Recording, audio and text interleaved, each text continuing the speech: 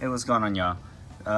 Today, I just kind of want to talk about some diff braces, right? So, very early on, one of the first companies to kind of come out with a diff brace was the Bell Raceworks, which is this one.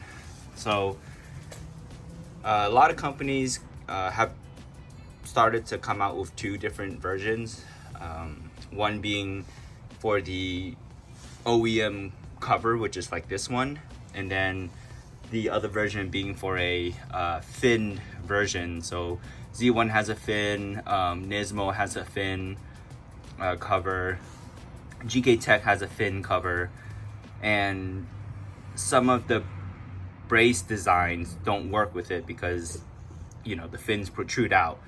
So this particular brace is for a fin version because I have a Z1 fin diff cover, and as you can see, despite it being for that particular cover, it also works with the traditional, because all it is just that it has this space for the clearance, but it's still the same mounting point at the subframe. So Z1 has a diff brace that also has a jacking point, which is, kind of nice. Personally, if I were to choose between the two, I would personally go with the Z1. Trying to think, GK Tech has one out now. There used to be a shop here in Georgia called Royalty Performance. They used to have one that looked kind of cool, but they're not around anymore, it seems. And then FDF came out with this one. So I like this one because instead of having, they both use two mounting points. So you can see the Bell Raceworks uses this one, and then this one on the side. With the Z1, I want to say it's also two mounting points. So at least that kind of seems to be consistent with the design. However, I like this one because it kind of adds as a rear subframe brace, because these 2 points tied to the tow rods. It comes with lockout bolts.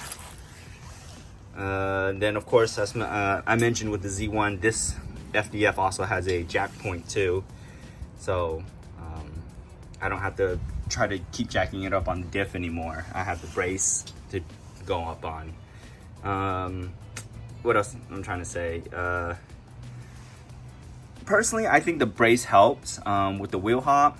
I do have Z1 urethane diff bushings in mine, and I kind of did everything together. So I did the Z1 urethane diff bushings, I did the Z1 subframe collars, in addition to the Bell Raceworks diff brace. And I mean, I don't do a lot of hard launches, but my car is pretty solid.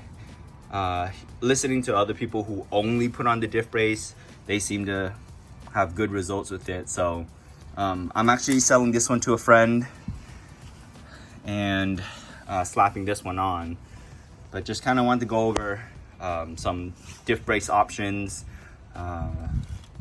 I guess that's really mainly it. Hey, what's going on, y'all? We're gonna do a Z1 diff brace install today. So this is the general orientation of it.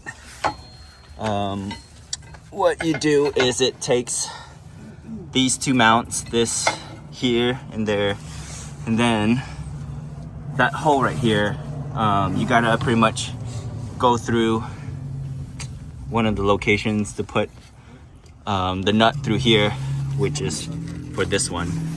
So I'm gonna go ahead and loosen them, and then we'll use the the longer bolts for these, and then another nut and bolt for this top one.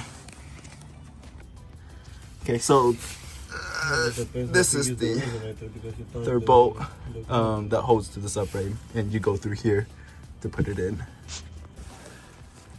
Okay, so pretty much have the diff brace mounted. You can see these two bolts that go into the diff cover are done.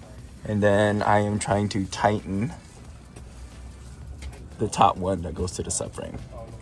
So what I've done is sometimes using a magnet to try to hold it, or if you can get a wrench flat enough, and then you start the thread here first, just to start.